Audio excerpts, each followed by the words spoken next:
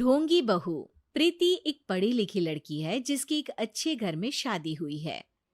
प्रीति का पति राहुल एक मल्टीनेशनल कंपनी का मैनेजर है जो आधे महीने विदेश में ही रहता और छोड़ जाता है अपने मम्मी पापा को प्रीति के भरोसे, जिसे इस देश को सुधारने की चुल ने परेशान कर रखा है।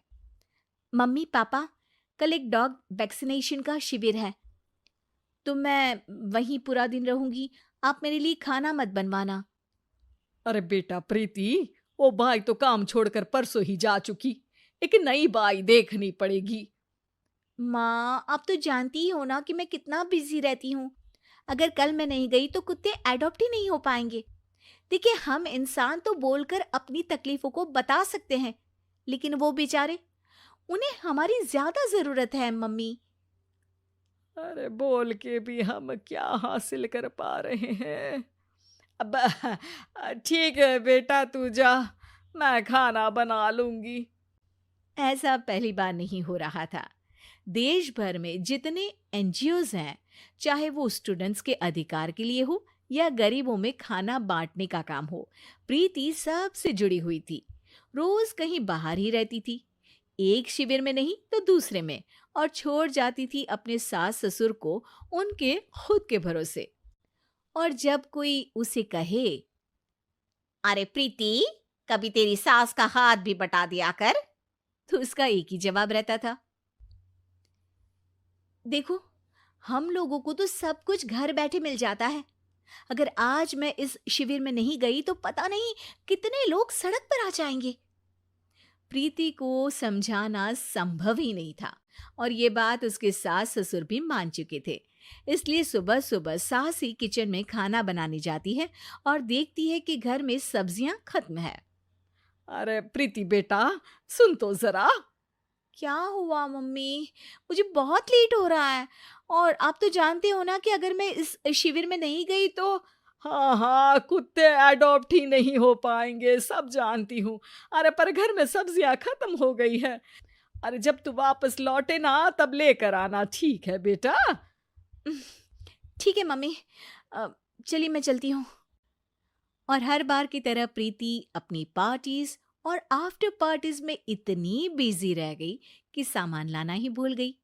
बात केवल सब्जियों की नहीं थी, लेकिन प्रीति हर रोज किसी नए शिविर में निकल जाती थी, अपने सास ससुर को अकेला छोड़कर। एक हफ्ते बाद प्रीति के ससुर जी के हाथ में दर्द होने लगा। अरे बेटा प्रीति, पापा जी के हाथ में बहुत दर्द हो रहा है, आज इनको डॉक्टर के पास लेकर जाना पड़ेगा। ठीक है माँ, आप हो आओ, मैं बाहर ही खा लूंगी। अरे बेटा, मैं कैसे ले जाऊं? ये काम तो हमेशा राहुल ही करता था और मुझे तो डर है कि कुछ ज्यादा बड़ी बीमारी ना हो जाए।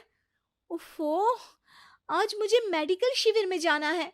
बेचारे बड़े बुजुर्ग जिनके अपने फैमिली वाले उनका ध्यान नहीं रखते, उनका पूरा मेडिकल चेकअप होगा।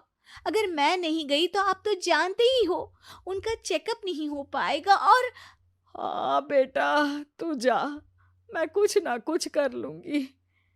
प्रीति के सास और ससुर दोनों ही काफी समय से प्रीति को समझाना चाह रहे थे कि उन्हें भी मदद की जरूरत है, लेकिन अब तो पानी सर के ऊपर जा चुका था। उधर प्रीति शिविर में पहुंचकर सबसे मिल रही थी।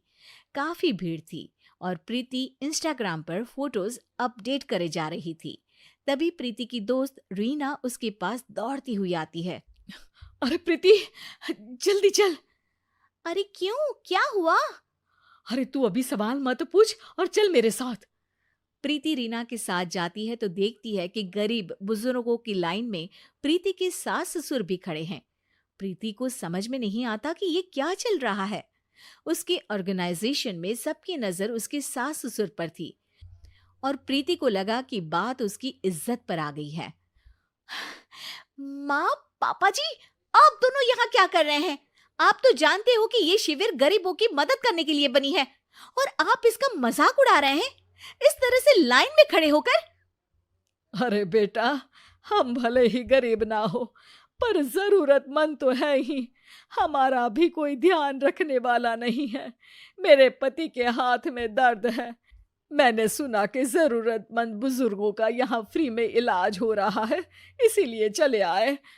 अ, नहीं, मतलब मैं तो प्रीति को समझ में आ गया था कि समाज को संभालने से पहले उसे अपना घर संभालना चाहिए और वो सर झुकाकर अपने सास ससुर से माफी मांगती है।